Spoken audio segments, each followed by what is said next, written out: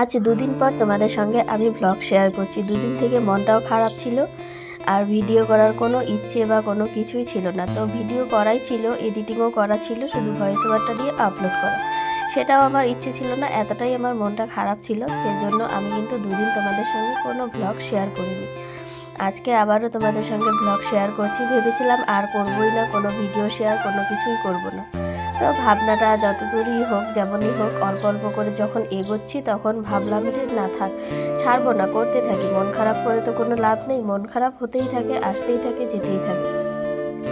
তো সেই ভাবনাটা বাদ দিয়ে শুরু করে দিলাম আবারও। তো যাই হোক, বিছানাপত্র তুলতে চলে এসেছি। কাল রাতে আমি এখানেই ঘুমিয়েছিলাম, তো আজ রাত থেকে কিন্তু এখানে দাদা আর আমার ভাগ্নে ঘুমাবে।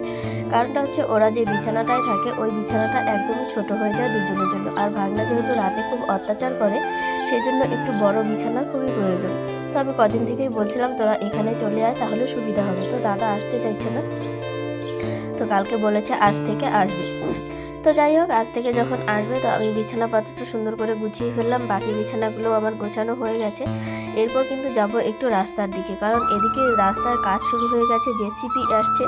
আর এই দেখো সুপারি গাছটা যে পড়ছে, এই গাছটা পড়ে কিন্তু কারেন্টের তার এখন ছিঁড়ে যাবে। আর কারেন্টের তার ছেঁড়া মানে 1-2 ঘন্টা পর্যন্ত কারেন্ট আসবে না। কখন কারেন্টের লোক আসবে তারপর ঠিক হবে, তারপর কারেন্ট আসবে। তো গুড মর্নিং সবাইকে, and welcome back to Mousumi lifestyle. মৌসুমি লাইফস্টাইলের নতুন আরেকটি ভিডিওতে তোমাদের সকলকে স্বাগত জানাই। ভিডিও দেখতে দেখতে চ্যানেলটা সাবস্ক্রাইব করে দিও, আর লাইক কমেন্ট শেয়ার করে কিন্তু তোমরা সবাই পাশে থেকো। তো ভিডিওর কোনো পার্ট ভালো লাগলে চ্যানেলটা সাবস্ক্রাইব করে সবাই পাশে থেকো। ওখান থেকে বাড়িতে এসে কিন্তু আমি বসে গেলাম আমাদের এই সুপারি কাটতে। তো এই সুপারিগুলো দুদিন থেকে কুড়িয়ে মা জমা করেছিল, তো ভেবেছিল বিক্রি করে দেবে, কিন্তু সব সুপারি যেহেতু এগুলোর মধ্যে ভালো হয় না, তো নিতে চায় না পাইকাররা। আর পুরানো সুপারির দামটাও ঠিকঠাক দিতে চায় না, সেই জন্য আমি ভাবলাম কেটেই শুকোতে দিয়ে দিই, তাহলে কিন্তু কাজ হয়ে যাবে। এই যেমন দেখো, ওই সুপারিটা নষ্ট বেরিয়েছে। তো আমি সুন্দর করে সুপারি কাটতে বসলাম, আর মা কিন্তু রান্নাঘরে রয়েছে, রান্নার জন্য হয়তো রেডি করছে জিনিসপত্র। বেলা কিন্তু অনেকটাই হয়ে গেছে, দেখো রোদ চলে এসেছে। যখন আমরা প্রথম এ বাড়িতে এসেছিলাম, আর এ বাড়িতে যখন চারপাশে গাছ ছিল না, তখনকার সময় হলে কিন্তু এতক্ষণে আমি এই জায়গাটায় বসতে পারতাম না। এখন সকাল 10টার মতন বাজে।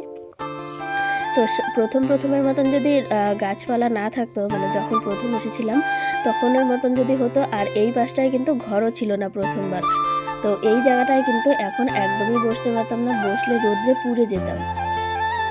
এখন তো তবুও এই জায়গাটায় বসতে পারি। আর এখন দেখো, এখন ঠিক 2:30 থেকে 3টে বাজে, তো 3টের মতন বাজে। তো এই 3টের সময় আমি এখানে এসেছি রসুন তুলতে। সেই আবারও একই কথা বলছি, প্রথমবারের প্রথম বছর বা প্রথম 3-4 বছরের মতো হলে এই জায়গাটাতে এখনও বসতে পারতাম না। কারণটা ছিল, তখন যখন আমরা প্রথম এ বাড়িতে এসেছিলাম, সেই ভোর 5টার সময় রোদ আসতো, আবার বিকেল 5টার সময় রোদ যেত। তো সারাটা দিন আমাদের রোদ্রে পুরো একদম অবস্থা শেষ হয়ে যেত। আর তখন তো আমাদের পশ্চিম ভিটে ঘর ছিল না, ঠিক সেই জন্য আরও অতিরিক্ত পরিমাণ রোদ আসতো। এখন যেহেতু পশ্চিম ভিটে ঘর এসেছে, আর দেখো ঘরের ছায়াটা কত দূর পর্যন্ত গিয়েছে, ঠিক তেমনই যতটা বেলা যাবে ততটা ছায়া আসবে। আর এই যে মহিলাটা গেল, এরা হচ্ছে আমাদের রাস্তায় কাজ করছে। তো ওরা বারবার আসে, জল খেতে যায়, বাথরুম ইউজ করে, মানে সব কিছুই এভরিথিং করছে। তো রাস্তায় যেহেতু কাজ করছে, ওদেরকে তো দিতেই হবে। ওরা সুন্দর করে আসছে, জিনিসপত্র পরিষ্কার পরিচ্ছন্নভাবেই করছে, আমরা সব কিছু বলে দিয়েছিলাম প্রথমেই। তো এভাবে করছে, বিকেলবেলা স্নান টান করে একদম রেডি হয়ে তারপর ওরা বাড়ি যায়। আর ওরা কিন্তু এসেছে অনেক দূর থেকে, যেরকম ফালাকাটা বাগানবাড়ি, আবার অনেকে এসেছে প্রেমের ডাঙ্গা জয়ন্তী থেকে। তোমরা যারা জায়গাগুলো চেনো তারা কিন্তু অবশ্যই কমেন্টে জানিও তোমাদের কাদের কাদের বাড়ি ফালাকাটা বাগানবাড়ি আর হচ্ছে গিয়ে প্রেমের ডাঙ্গা জয়ন্তী এই সাইডগুলোতে। তো এখানে আজকে কিন্তু আমি প্রথমবার আরেকটা নতুন নাম শুনেছি, প্রেমের ডাঙ্গা জয়ন্তীর ওইদিকে ফালতুর হাট। তো ফালতুর হাট জায়গার নামটা আমি প্রথমবারের মতন শুনলাম, আর আমি প্রচণ্ড অবাক। ফালতুর হাটও কোনো জায়গার নাম রয়েছে, বাবা!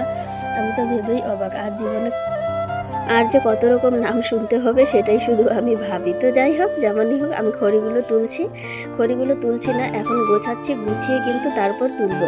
তো আমার পেছনে যে মুরগিটা রয়েছে, ওই মুরগিটা কিন্তু আমার ছিল। মুরগিটা ঠিক 10-11টা বাচ্চা ফুটিয়েছিল, কিন্তু কিসের জন্য যেন সবগুলো বাচ্চা মারা গেছে, এখন শুধু 2টো বাচ্চা রয়েছে। তো এই দুটো আশা করি থাকবে না, কারণ আমাদের বাড়ির চারপাশে যা নেউল বেজি হয়েছে, একটাও পাথর মানে মুরগিও থাকে না, বড় মুরগিগুলোই নিয়ে যায়, আর এগুলো তো ছোট্ট। তো যেমনই থাকে কি না জানি না, ঠিকঠাকভাবে কোনো কিছুই এখনও আমরা বলতে পারবো না, কারণ এই 2-4 দিনের মধ্যেই বোঝা যাবে থাকবে কি থাকবে না। তো আমি এখানে খড়িগুলো সুন্দর করে গুছিয়ে তারপর কিন্তু খড়ি তুলছি। খড়ি ওর তোলা হয়ে গেলে উঠোনটা ঝাড় দিয়ে আমাকে ঘরটা ধুয়ে দিতে হবে, কারণ ঘরের অবস্থা এতটাই বাজে। আর যখনই মানে বেশি পরিমাণ রোদ ওঠে তখনই আমাদের ঘরের এরকম বাজে অবস্থা হয়ে যায়, কেন আমি জানি না। ঘরের এরকম বাজে অবস্থা যে কেন হয়, হয়তো এই কংক্রিট ঢালার জন্যই। আর এত পরিমাণ ঘরে ধুলো হয় যে বলারই মতন না।